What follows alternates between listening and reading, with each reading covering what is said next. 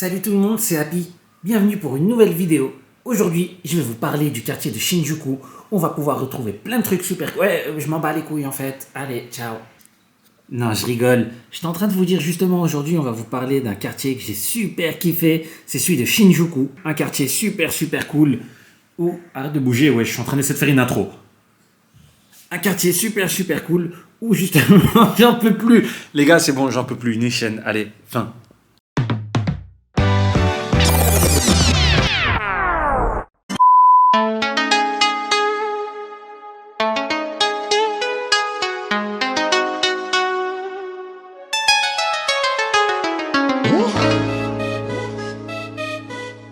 Hola, hello les chayettes. Bon, comme vous l'avez vu, j'ai pas réussi à faire une intro drôle avec mes chats, mais je devrais pas être étonné puisque tout ce qu'ils font c'est contrecarrer mes plans. En attendant, on est de retour cette semaine pour une nouvelle vidéo sur le quartier de Shinjuku, peut-être un des plus beaux quartiers de Tokyo. En tout cas, généralement, quand on pense à la nightlife de Tokyo, ses lumières, ses noms, etc., c'est un peu ce qu'on retrouve à Shinjuku. C'est vraiment très propre, très lumineux, très bien éclairé. Il y a beaucoup d'activités, que ce soit des restaurants, des bars, des magasins, des boutiques de luxe. C'est vraiment très complet comme ville. C'est également là-bas qu'on retrouve le Kabukicho, qui est le quartier chaud de Tokyo. Il y a également la mairie de Tokyo, là où vous pouvez avoir un observatoire gratuit sur toute la ville. Et c'est aussi la station de métro la plus remplie de Tokyo. Donc si t'as des crises d'angoisse, de l'agoraphobie, etc., évite. Si vous y allez, ne manquez pas l'Omokode... Omodoke. Si vous y allez, ne manquez surtout pas l'Omoide Yokosho. C'est une petite ruelle, donc même pas une rue, vraiment une ruelle dans laquelle tu t'engouffres et dans laquelle il y a je vais dire des centaines, hein, peut-être j'abuse, mais de petits restaurants, de petits boui-boui, c'est super typique, c'est limite ce que t'as l'impression de voir dans toutes les séries, tous les films, etc. C'est super stylé, c'est à faire absolument. T'as y manger dedans ou pas, tout simplement. Salut, c'est Chance. C'était juste pour vous dire, n'oubliez pas de vous abonner, c'est super important. Parce que si on atteint les 1000 abonnés, on va pouvoir... Je disais, désolé, hein, que si on atteint les 1000 abonnés, eh ben, on va... Aïe! Si on atteint les 1000 abonnés, on va pouvoir monétiser la chaîne, aïe! Écoutez Chance. Mais nous, aujourd'hui, on va aller au Mocha Lounge Café, qui est un bar à chat, et pas n'importe lequel, puisque c'est le meilleur de Tokyo. Si pas du Japon, si pas du monde. Pour moi, le truc numéro 1 à prendre en compte quand tu vas dans un bar à chat, c'est s'ils prennent bien soin des chats. Et celui-ci est vraiment réputé pour le soin et l'attention qu'il porte à nos amis félins. Donc pour moi, c'est un grand oui. Et un peu comme la plupart des restaurants ou autres bars de Tokyo, tu le retrouves à un étage d'un bâtiment. Dans notre cas, nous, il faut aller au 6e étage. Et c'est assez fun parce que la porte de l'ascenseur s'ouvre directement sur le bar. Il n'y a pas de couloir, il n'y a pas de truc, t'es dans le bar direct. À l'entrée, t'as un petit casier pour y déposer tes chaussures, tes affaires. Il y a même un petit tableau avec tous les chats qui sont présents dans le bar. Alors, tout est dans le nom, c'est un bar, il y a des chats, ça c'est logique. Mais il y a aussi plein de trucs comme...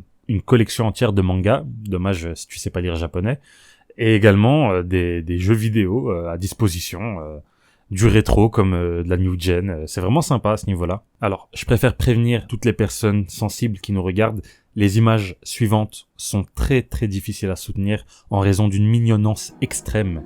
Si vous n'êtes pas kawaii proof, ne vous y risquez pas.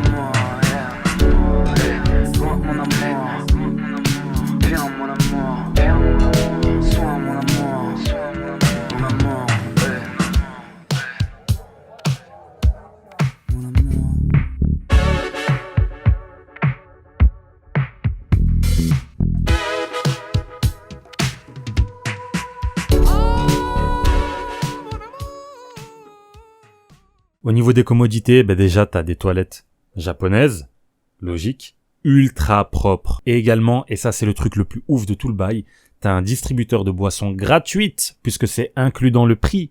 Ok, avec des sodas, notamment du melon soda Fanta, mais aussi des boissons chaudes comme du café, du thé, du chocolat chaud et de la soupe à l'oignon. Et la soupe à l'oignon, c'est une dingue. Tu peux venir pour passer un bon moment, pour te poser, discuter avec des amis, profiter des chats, étudier ou même travailler à distance. Et en fait, t'as plein de différents spots qui sont vraiment prévus t'as même des sortes de lits dans lesquels tu peux te coucher et dans lesquels j'ai tapé 20 minutes de sieste d'une qualité incroyable. La grande attraction là-bas, c'est évidemment le moment où il faut nourrir les chats.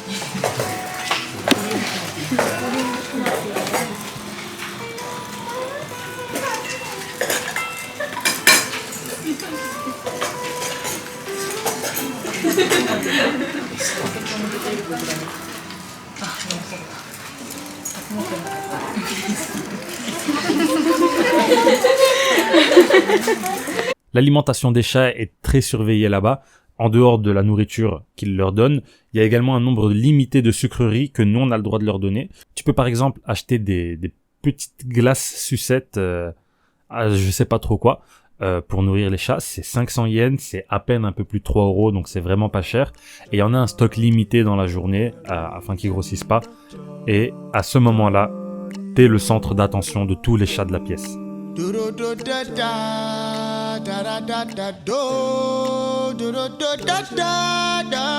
You're sweet like ice cream, baby.